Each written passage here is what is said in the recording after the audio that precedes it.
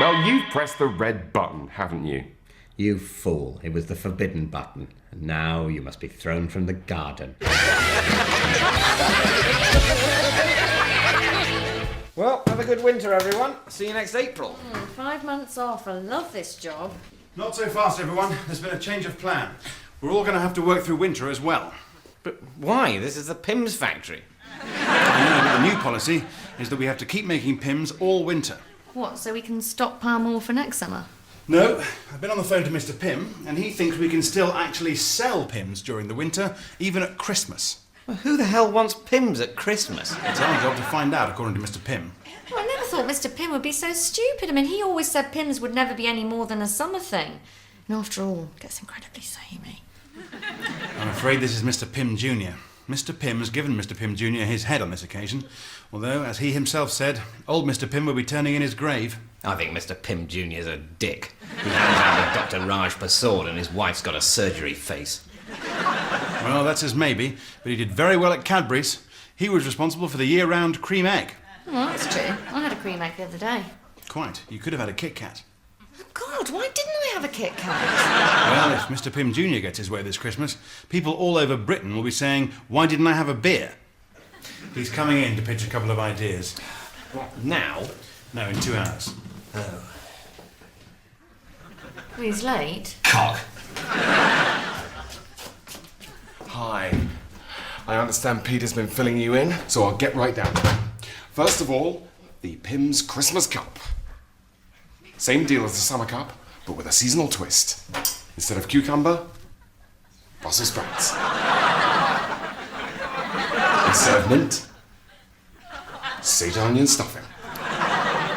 Instead of lemonade, bread sauce. And, little touch of my own, chipolata sausages. Careful of those, that's raw pork.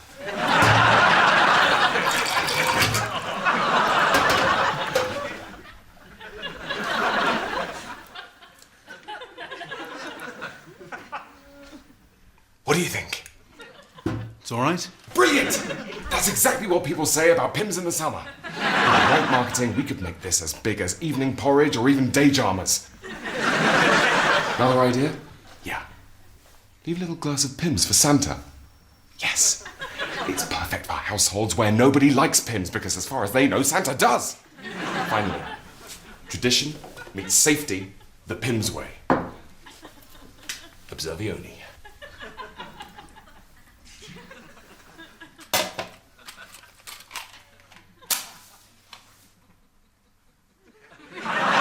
See? It doesn't light. Hey presto! A reduced burden for the fire brigade, and your Christmas pudding tastes massively of Pimm's. What do you think? Are you with me? Could work. Yeah. You fools. You don't know what forces you're toying with. We sell something that people only like in a sunny garden because it needs the niceness of the sunny garden to prop up the taste of the drink. Without that, we haven't got a chance against the big guys.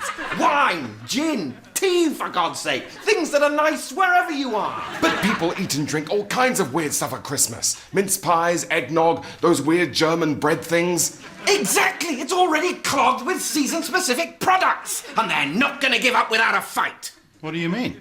I see garden parties running yellow with summer knock. I see a Mr. Kipling mince pie stand at Wimbledon. I see a pair of sunglasses, a bottle of Factor 30, and a box of Eat Me dates. Oh, God. We could be swept away in a tsunami of chilled mulled wine. You will rue the day, Mr. Pym Jr. You will rue the day. And you're sure you're not just saying this because you want the winter off? I'd be lying if I said that wasn't part of it.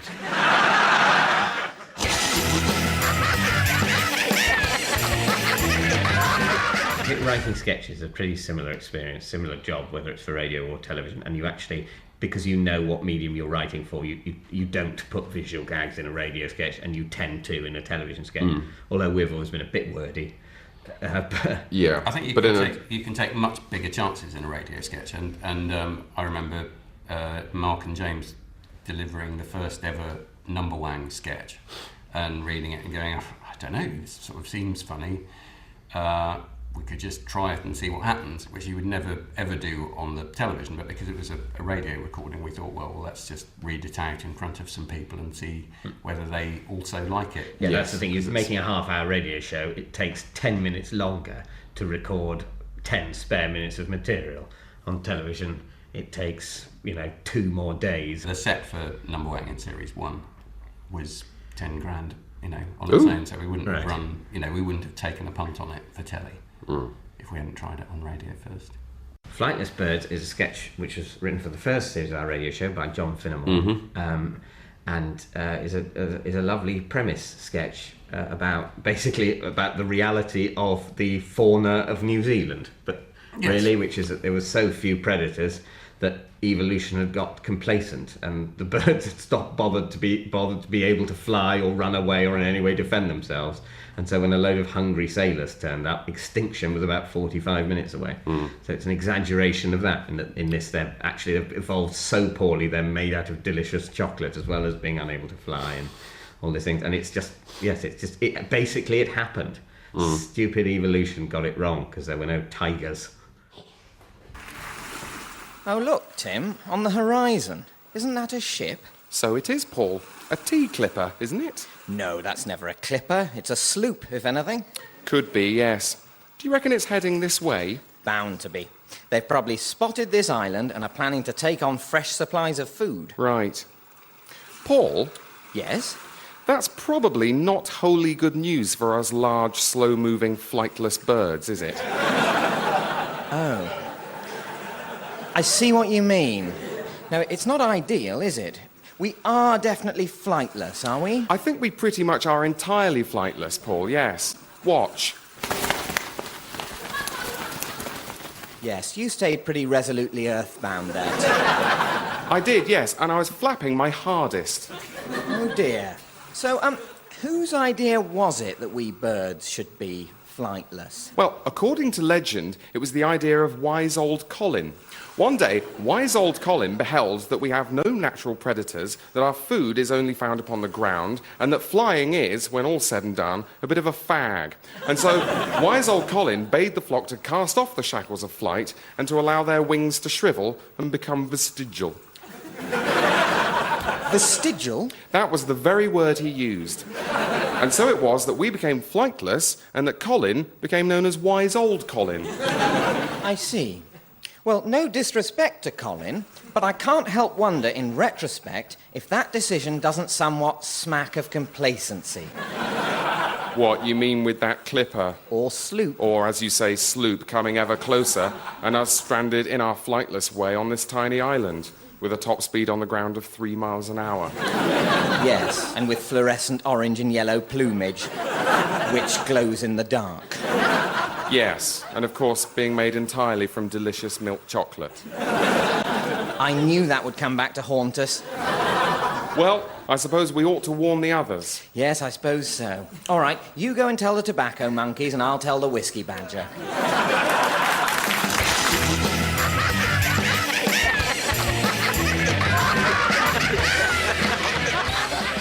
Morning, temperature knob.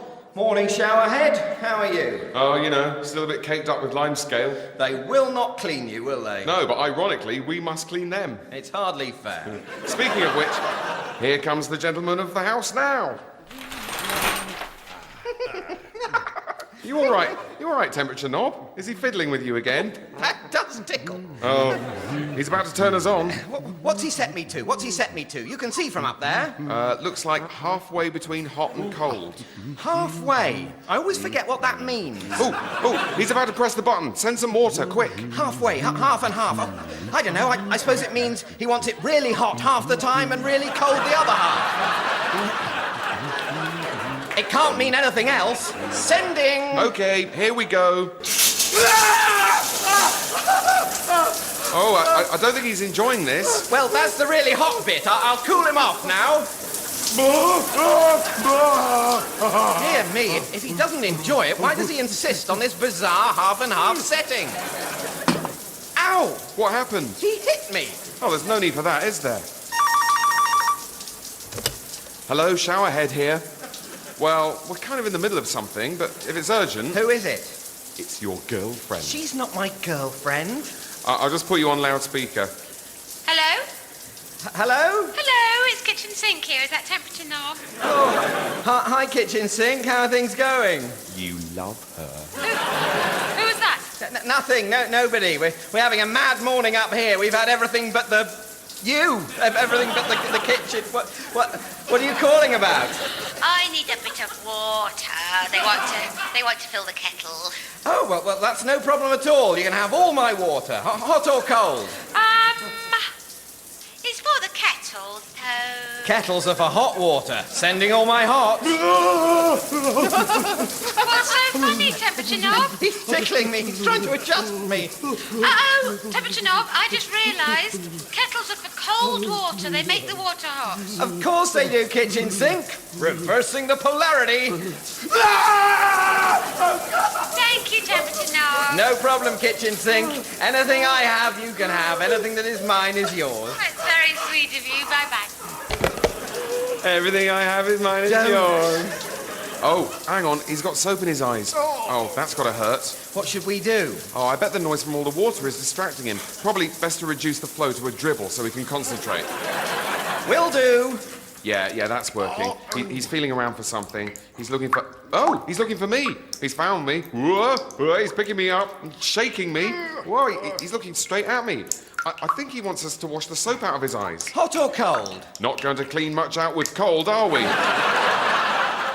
You're right. Here it comes then. Hot as I can. You know, I don't know where they'd be without us. For more laughs right now, go to bbc.co.uk/comedy, where you'll find